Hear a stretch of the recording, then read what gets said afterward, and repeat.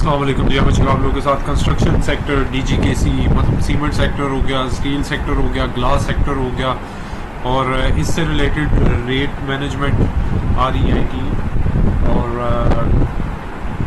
हम देखते हैं इस पे बजट का इम्पैक्ट क्या बनता है। सबसे पहले तो डेवलपमेंट बजट जो है एक्सपेंडिचर पाकिस्तान में जो डेवलपमेंट एक्सपेंडिचर के लिए एलोकेट किया गया 950 अरब रुपया, जो कि 33% ज़्यादा है पिछले साल से। लेकिन इसमें प्रॉब्लम ये है कि लास्ट ईयर भी डिसबर्स उतना नहीं हुआ था जितना एलोकेट किया गया था। उसमें कुछ इश्यूज हमारे वो IMF की वजह से कंडीशंस थी, कुछ अदर्स भी थे, कैश शॉर्टेज भी थी, हाईएस्ट इंटरेस्ट रेट चल रहा है तो गवर्नमेंट को उसमें भी बहुत सारा रीपे करना था। तो एक तो इस वजह से नहीं हुआ, तो हो सकता है इस साल भी मतलब ये नेक्स्ट फाइनेंशियल ईयर में भी उस तरह से एलोकेट ना हो, एलोकेशन कम हो जाए। बट स्टिल इनिशियली इसका इम्प्रेशन ये है कि ये पॉजिटिव हो सकता है। 10% तक टैक्स क्रेडिट है वो प्रोवाइड किया जा रहा है कंस्ट्रक्टिंग हाउसेज के लिए, जो कि पॉजिटिव फैक्टर है। Rate benefit extended for tax year 2024 और ये 2024 तक पहले भी उसको एक रियल एस्टेट इन्वेस्टमेंट ट्रस्ट को इन्वेस्टमेंट के लिए एक एग्जेम्पशन दी गई थी, कुछ बेनिफिट्स दिए गए थे, वो मज़ीद एक्सटेंड कर दिए गए हैं, जो कि एक्सपेक्ट किया जा रहा था शायद इस साल ख़त्म हो जाए। तो इसमें सबसे बड़ा बेनिफिशरी जो होगा ना TPLP होगा। और एक और है वो आरब की जो कंपनी है, नाम मुझे भूल गया, वो 10-11 रुपये का शेयर है, वो आप देख लीजिएगा दोबारा से। वो दो कंपनीज बेनिफिशियल होगी, सबसे ज़्यादा TPLP को बेनिफिट होगा इसका। 20% तक टैक्स में छूट दी गई है एडवांसेस फॉर कंस्ट्रक्शन। अगर वो बैंक देता है तो बैंक को 39% की बजाय 20% टैक्स देना पड़ेगा, जिसका मतलब ये है कि बैंक डेफिनेटली कंस्ट्रक्शन सेक्टर को ज़्यादा लोन इशू करने की पोजीशन में आ जाएंगे। इसके अलावा हम बात करते हैं नेशनल हाईवे अथॉरिटी की कंस्ट्रक्शन, मोटरवे एंड ब्रिजेस के लिए 157 अरब रुपया एलोकेट किया गया है, जो कि 55% इजाफी है पिछले साल से।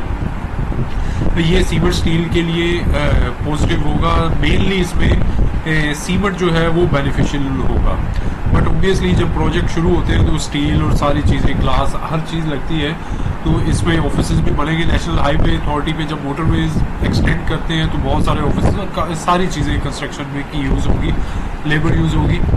टैक्स एग्जाम्पशन जो है, इनकम टैक्स एग्जाम्पशन 1 साल के लिए मज़ीद बढ़ा दी गई है फाटा और पाटा के लिए। ये एक नेगेटिव फैक्टर है जी, ये स्टील के लिए ख़ास तौर पे नेगेटिव है।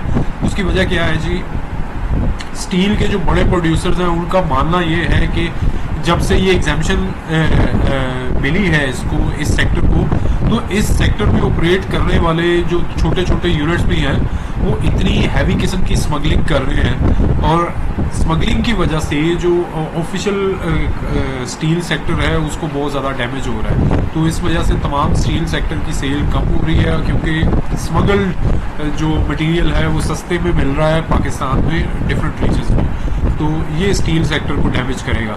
Regulatory duty of import of articles of glass industry को 15% से बढ़ाकर रेगुलेटरी ड्यूटी को जो है लोकल इंडस्ट्री इंक्रीज करने के लिए इम्पोर्टेड आइटम्स पे बढ़ा दिया गया है। 15 से बढ़ाकर 20% कर दी गई है इम्पोर्ट ड्यूटी, जिससे लोकल ग्लास सेक्टर ग्रूम करेगा, जिसमें GHGL और TGL, तारिक ग्लास और गनी ग्लास के दोनों बेनिफिशियरी होंगे ज़्यादा।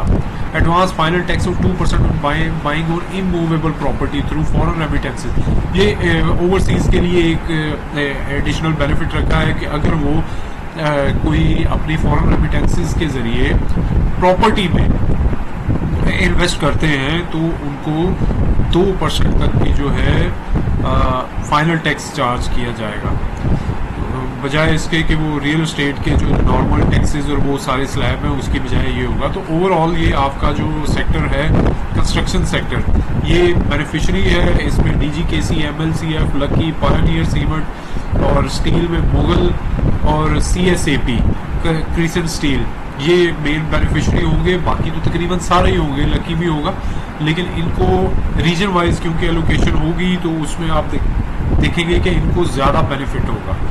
तो चैनल सब्सक्राइब कर ले, तकरीबन तमाम सेक्टर्स को डिस्कस कर लिया। 1-2 सेक्टर मजीद रह गए हैं तो वो भी आपको अभी थोड़ी देर में वीडियोस मिल जाएंगे। अल्लाह।